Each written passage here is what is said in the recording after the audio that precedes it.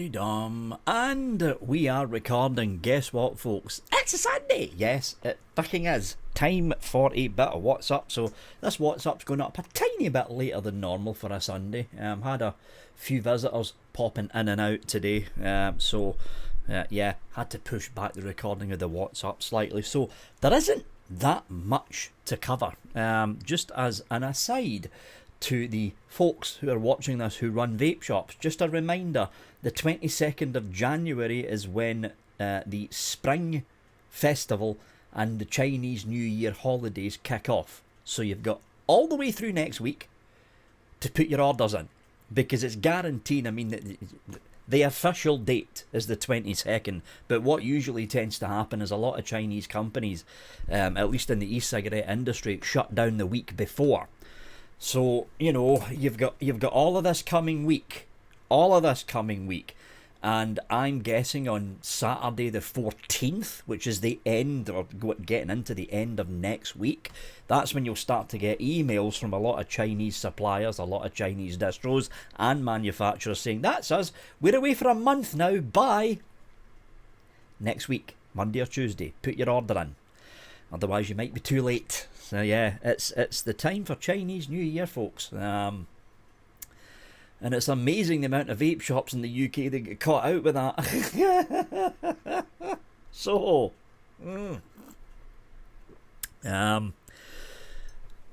it also means that there's a first look, by the way, because a couple of interesting items came in, but it also means that after next week, there's not going to be a lot of stuff that's going to be coming in for review, because again, China's basically shut down, so there's obviously not going to be a lot of stuff coming in.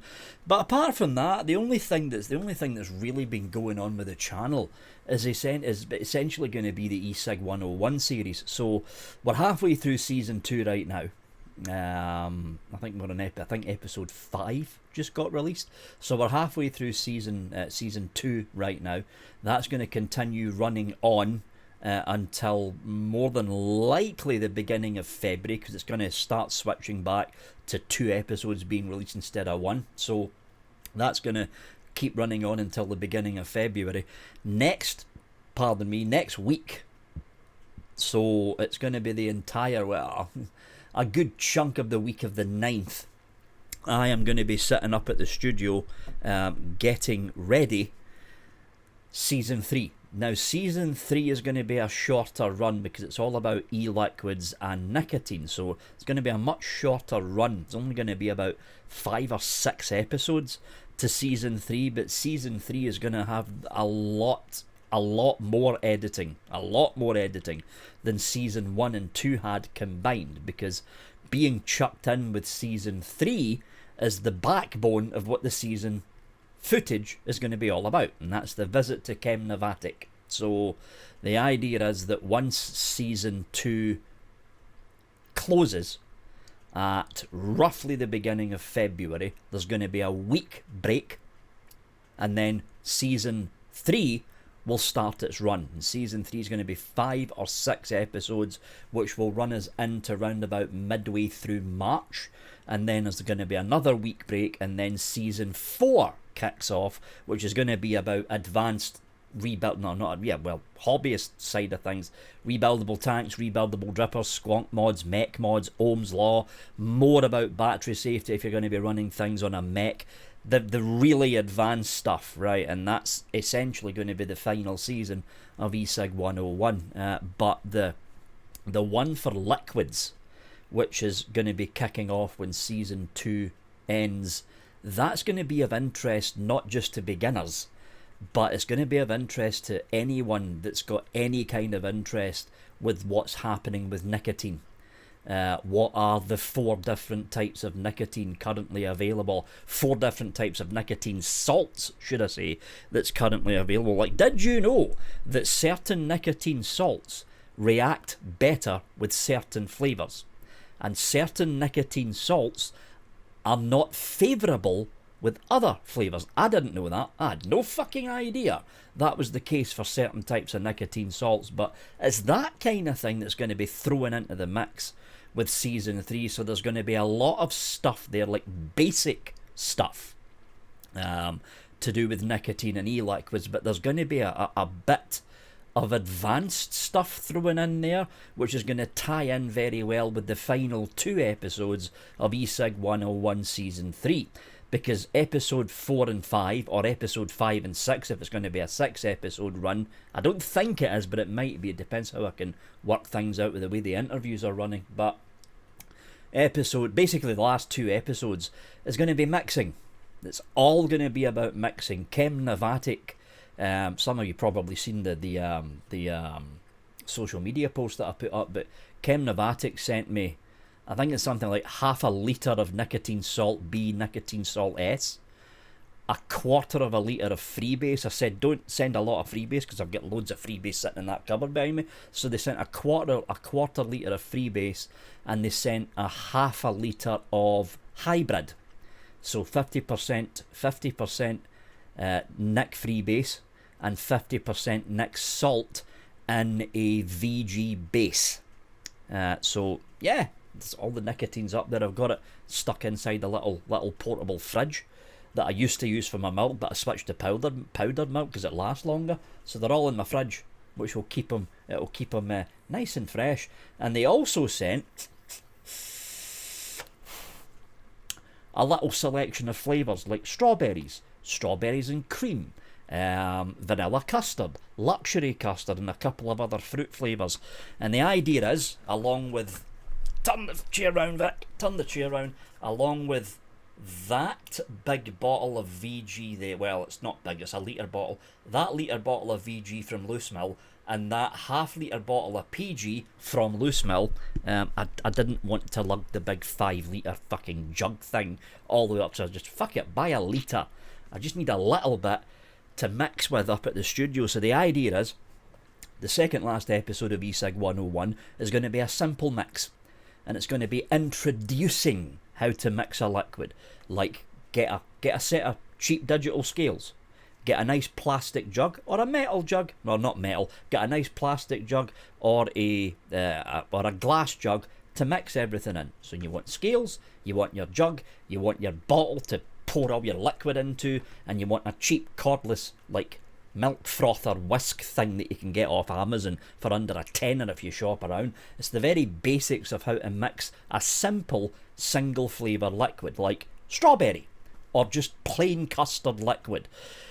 The last episode is going to be a little bit more technical as we get into flavouring. So it's going to be a 3 or a 4 flavour mix for the final episode. And what I'm hoping to do with season 3, with the deep delve into the types of nicotine that's out there, the deep delve into the liquid industry as a whole, from an industry standpoint, which is why I went to Chem Novatic over in Poland in the first place, is to give people who are a little bit wary of mixing their own liquids, because there is a lot of people that are out there, they're wary about mixing their own liquids. To give people who are wary of mixing their own liquids, number 1, a bit of an insight as to how liquids are made. Number 2, show them how easy it can actually be to mix a simple single flavour liquid.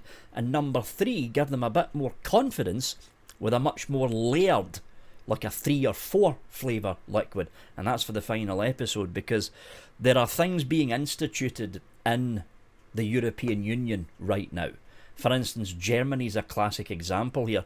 There are things being instituted in the likes of Germany, up in Norway, and in central parts of Europe, where the European Union itself is not instituting taxes, but the individual countries are. Did you know that Germany is now paying through the nose for flavoured e-liquids?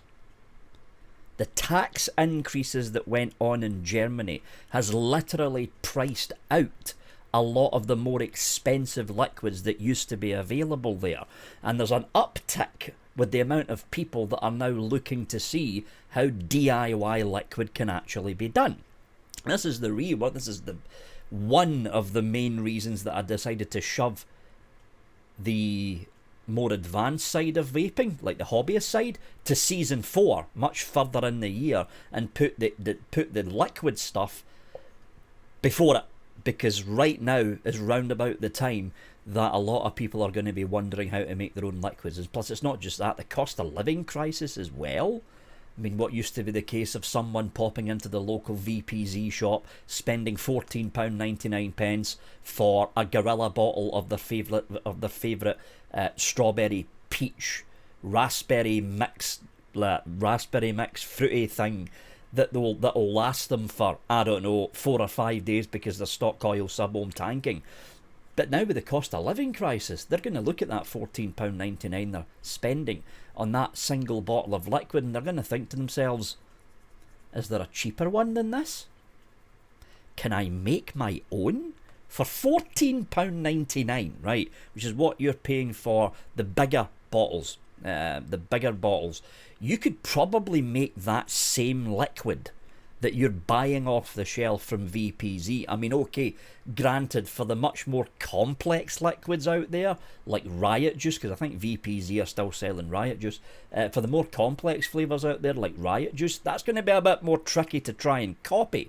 But for the simpler stuff, strawberry milkshake, banana milkshake, single strawberry and banana flavour, that is easy to replicate without even looking for some kind of baseline recipe. It's very easy to replicate something like that, and this is the whole idea of what Season 3 is going to be all about. It is going to be about a deep dive into the liquid industry as a whole, and then it's going to be topped off and finished with 2 episodes to do with mixing. The first episode is going to be the basic setup, the scales, what your mixing jug, your little whisk thing that you can get off of Amazon for under a tenner if you shop around enough, that kind of thing, and we'll dip people's toes in with a simple single flavour liquid, like a strawberry. Something simple, like a strawberry.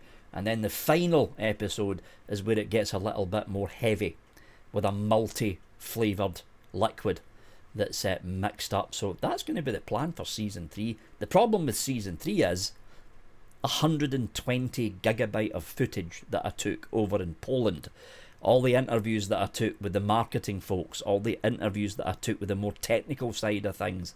That's going to be it's not going to be a nightmare to edit, because a lot of the interviews were done sequentially, because there was a running order with the questions that I wanted to have basically asked, but some of them were flipped round, so it was different people answering different questions, and the flow's not quite all there. So I need to try and do a bit of editing with the way that the questions were flowing, so they fit into 2 episodes with me interjecting in between. But yeah, it's gonna be a fun series run. Season 3, it's gonna be a fun series run. And it's made me think about what to do once Season 4 is finished. Because after the season to do with the hobbyist side of vaping, like mech mods, squonk mods, higher power dual battery mods, rebuildable tanks, rebuildable drippers, borrow tank devices, once all the hobbyist side is done and Season 4 is finished, that's essentially it for ECig 101. It's done. It's finished. Season 1 was for beginners. Season 2 was for the beginners that were jumping into smart kits, essentially. Season 3 was all about liquids and DIYing. Season 4 was all about rebuildables, squonking, mech mods, high-powered vaping, that kind of stuff. And that's it. That's the whole gamut of vaping right there in 4 seasons. It's made me wonder what to do when ECig 101 ends, because I like this documentary style thing that I'm doing. It's a lot of fun making it, so I've got a couple of other ideas for like one-offs that'll run in for the rest of this year. But yeah, it's made me have a little think about what to do once ECig 101 seasons come to an end. But that's something to think about for me way way further down the line, because the way things are running right now, ECig 101 is going to continue running, because the one for hobbyist vaping, rebuildables, that's going to be a 10-parter, easy. easily a 10-parter. It might even run into a 12-part. It might even run into a 12-parter because there's a lot of stuff being covered for season 4. A lot of stuff. So that will end up running probably up to the very end of April. The very end of April, because I'm going to be doing the more advanced stuff, the hobbyist side of vaping, 1 episode a week instead of 2. Well, usually 2 that I'm doing for the stock coil stuff. But yeah, needless to say, I've been rather busy up in the studio. I'm going to be even busier this coming week as I get the final edits done for season 3. But I mean, apart from that, folks, that's basically been it. That has basically been it. It's been a relatively quiet couple of weeks, all the way through New Year, going in past the New Year and up to where we are now, because once again we're looking at China shutting down for their Chinese New Year holidays and the spring festival as well, and things generally tend to get quiet at this time of year, and it's going to remain quiet until about the beginning of March. Yeah, about the beginning of March, because it's going to take a while for a lot of these companies to recover the staff losses that they're going to have from after spring break. And remember, just as I said a couple of WhatsApps ago, don't be surprised if you hear news come out that a couple of the smaller vape companies simply didn't come back. Fastech was a warning, a big warning, as to the current state of vaping over in China. And it's not going to surprise me one bit if we hear news coming out from China, Shenzhen, that some rather well-known smaller vape companies have either not reopened or one of the bigger companies took over, like what Smok did with Watofo, that kind of thing. It won't surprise me one bit if we hear that, not this month, but kind of end of February. It won't surprise me one bit. Fastech was a warning to us all. Big warning. Big fucking warning what happened with Fastech. And yeah, things are looking a bit dicey for some of the smaller e-cigarette companies over there right now. What with the export tax, the database registrations that had to go on. It's basically the Chinese government piling on more and more regulations, and I think I'm starting to think more down the road of this is the Chinese government's way of shaking loose the dead wood, or shaking loose the cowboy outfits in the electronic cigarette industry in Shenzhen. They're basically trying to tighten up the regulations. Not so much to take over the electronic cigarette industry, which is what they done with the tobacco industry back in the 80s and 90s, but to clean the electronic cigarette industry up, to shake out the deadwood, to shake out the cowboy outfits, and to get rid of the outfits that don't have the financial backing behind them to keep going through 2023. I'm thinking that's the road the Chinese government are going down. If they wanted to take over the electronic cigarette industry, they would have done it by now. They would have done it during the golden age of vaping back in 2015, 16 and 17. But they didn't. They left it open as the Wild West. They didn't even think about regulation back then. It's only now that they're doing it because they're realising that, hey, this electronic cigarette thing has been going for more than a decade now, and we're not really taxing these guys that much. That's what the Chinese government's thinking, right now at least. So don't be surprised if you do see some companies merge or shut down after Chinese New Year.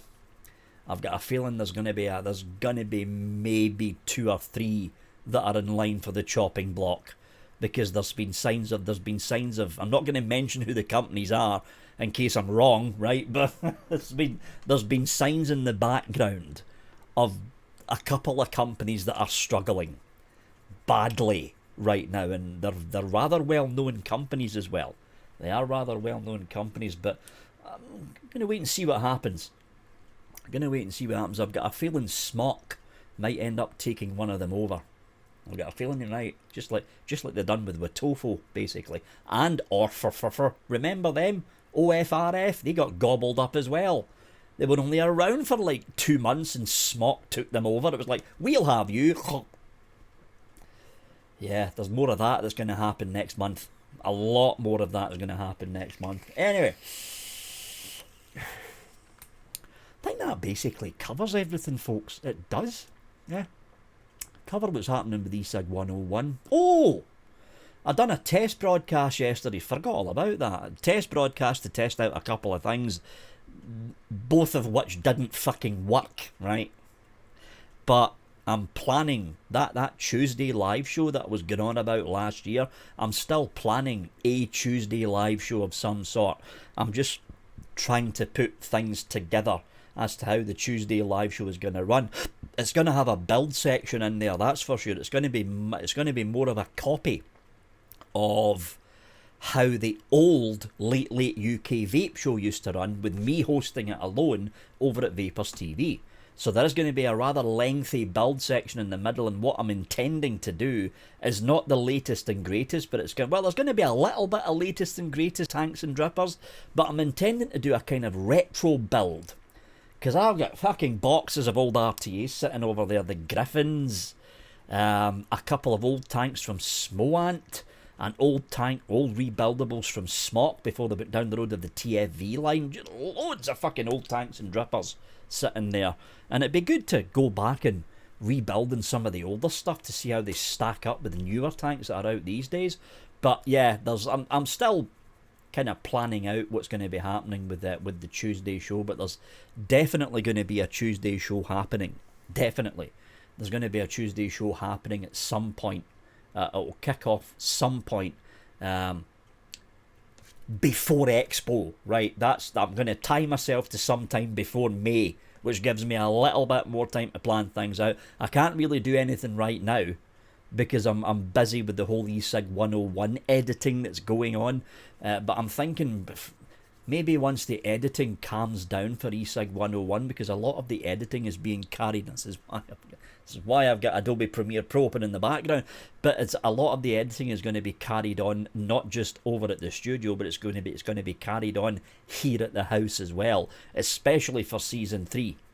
There's a lot of interview footage I need to go through.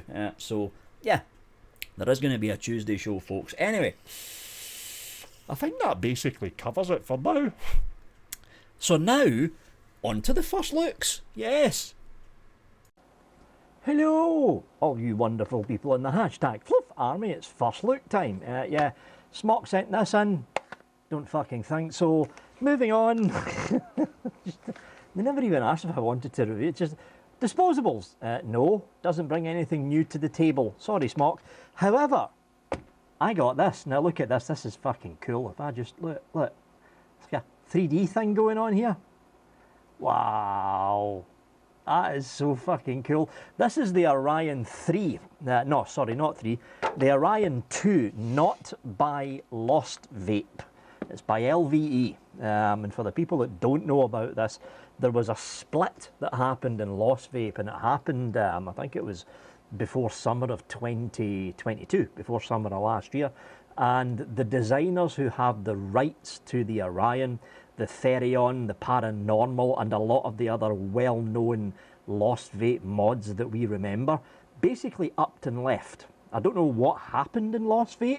Apparently, the rumours I was hearing, it was something to do with the new direction that Lost Vape were wanting to go, and all the big designers went, okay, bye, and they formed LVE, hence the Orion 2, but not under Lost Vape's name. It's under the new LVE brand. And what we've got here, can't show the URLs, can't show them. What we've got here is the brand new Lost Vape Orion 2. Look at how big and chunky this thing is. Yes, it's got a screen, it's got up and down, all the rest of it as well. So it still looks like a Lost Vape Orion.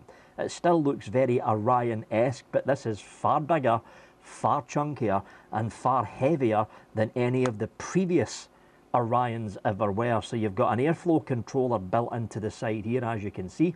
There's your airflow controller. 1, 2, 3, 4, 5. We've got a screen there. It's not DNA and it's not Quest, because again, this isn't Lost Vape, it's LVE, but they've got their own board and chip in here. Built-in battery. You've got a maximum wattage of 40 watts for this particular kit. And if I can get in here and finally. Yeah, the panels come off. So they're magnetised panels, and they've accessorised the hell out of this thing. You've got carbon fibre, you've got stabilised wood, you've got resin. There'll be a much more closer look at these panels when we actually get round to doing the review. So yeah, it's a rather interesting bit of kit as companies, as we're going further into the 4th generation of pod kits, companies are deciding to simplify their pods. LVE decided to take the Orion up the next step.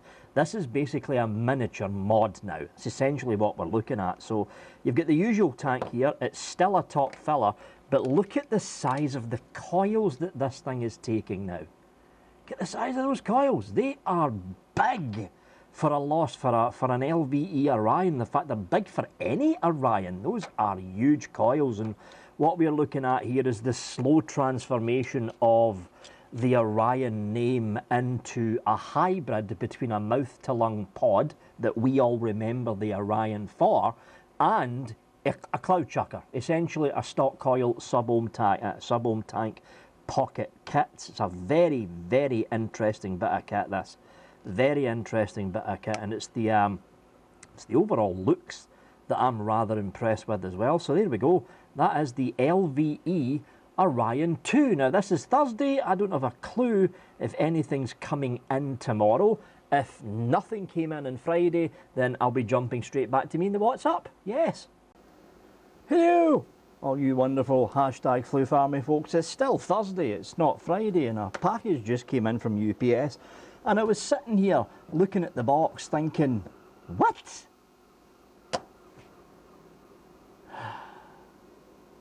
This is from UWell. Yeah. Now,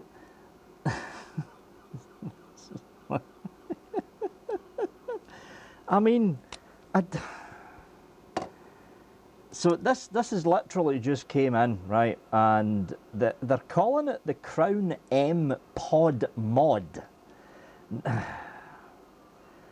That's like, number one, there's no 510. There's no way to put any kind of 510 adapter on this thing. There just isn't. But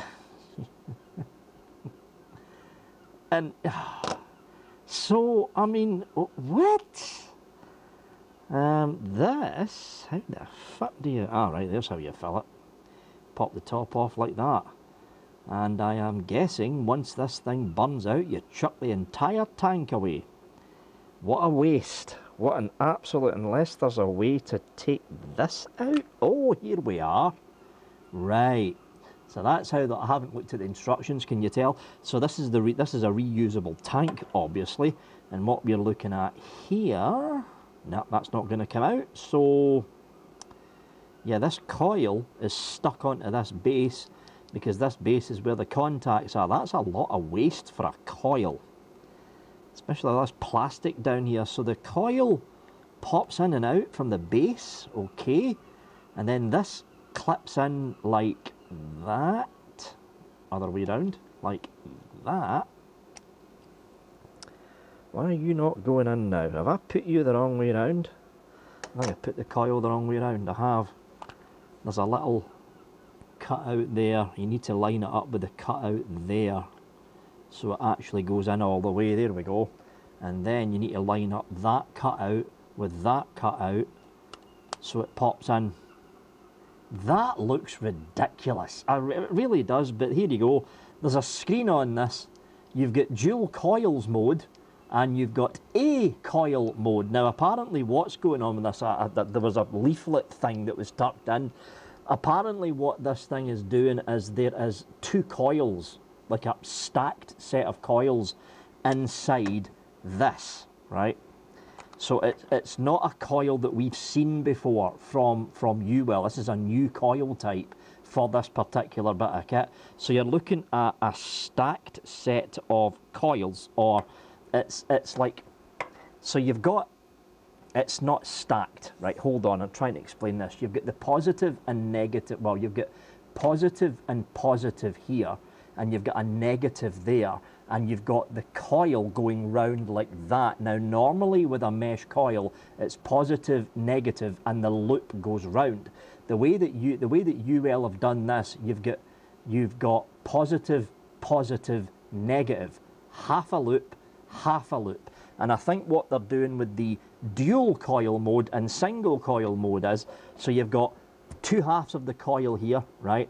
If you put it in single coil, that half doesn't fire, only this half will. If you put it in dual coil mode, both halves of the coil fire. You can actually see it.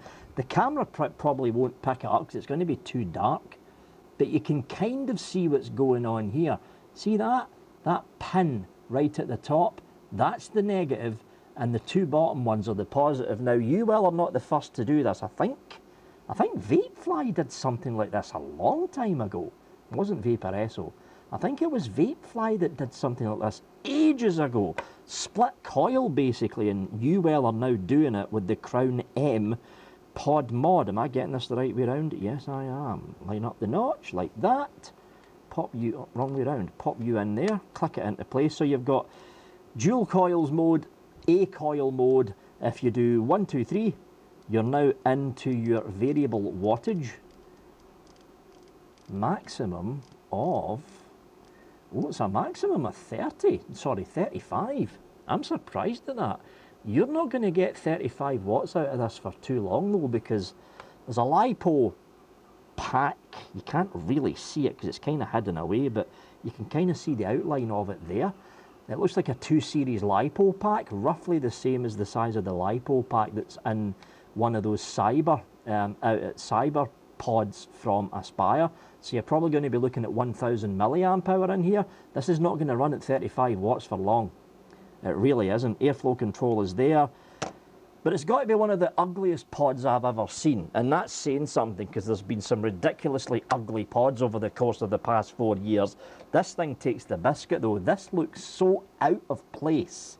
This thing here, this looks so out of place sitting on this. Seriously out of place. I don't know why they made it as bulbous as this. I mean, I don't know, but there we go, folks. That's the Crown M pod mod. It's not really a mod, it's just a pod with a variable voltage thing stuck, well, variable wattage thing stuck to the chip. Anyway, oh, I'm going to have fun reviewing this, let me tell you. I'm going to have a lot of fun reviewing this. Anyway, so, again, don't know if anything else is coming in for the rest of today or tomorrow. If nothing else comes in, back to me up at the house. And that was the first looks, and again, there's not going to be that many first looks happening, especially with China shutting down for their holiday. So we're moving on now to the hashtag Floof Army, Patreon subscribe star and YouTube member Boxaway. So just to recap here, if you're going to join up, and this is from the $1 tier all the way up, if you're going to join up on Patreon subscribe star or YouTube members, your name is automatically thrown into the hat for a Boxaway. So up for grabs, and I haven't even reviewed one of these yet. Up for grabs, we've got the the Aspire Cyber S pod kit, but we've also got this. It's the Orion. Now, I haven't even put the review up for this thing yet, but it's the Orion 2 in its swishy packaging. Look at that. So it's the Orion 2. Now, I've kind of cheated a little bit. You're getting the gold one, right? I've kept the stainless steel one for myself because the stainless steel one to me looks a bit better. But here you go. This is what is in the packaging. The full Orion 2 kit. In gold, you get your spare tank over there, and you get your 2 coils over at the far end. So these 2 items are going away to one lucky person. And if you sign up for Patreon, Subscribe Star, or the YouTube members, your name is automatically thrown into the hat for the What's Up Boxaway. Let's pop you there, and we'll pop you on the windowsill right now. So I've got everyone's name from YouTube members, Patreon and Subscribe Star, all listed here over at random.org. I'm just going to hit randomise, and look who it is. It's Rob Ellard. You haven't won anything on here for fucking ages, Rob. I think the last time you won something was like, what, 4 years ago or something? Rob Ellard. So there you go, Rob Ellard. I think you're on Patreon, Rob. You know what, Rob? You always watch the WhatsApp. Just send me an email, Rob, right? Send me an email with your name and your address details, and I'll get this little lot sent out to you sometime over the next couple of weeks. So, Rob Ellard, you've just won yourself that Orion 2 in gold in the retail packaging, and you've also won yourself an Aspire Cyber S, and that basically covers it for now, folks. That basically covers it for now. It's going to be, should I say, a rather quiet next month and a half, especially as China starts to wind down for their New Year and spring break. So the WhatsApps are going to be rather short compared to what they usually are. Anyway, that's it from me, folks. As always, thanks for watching and have a good one.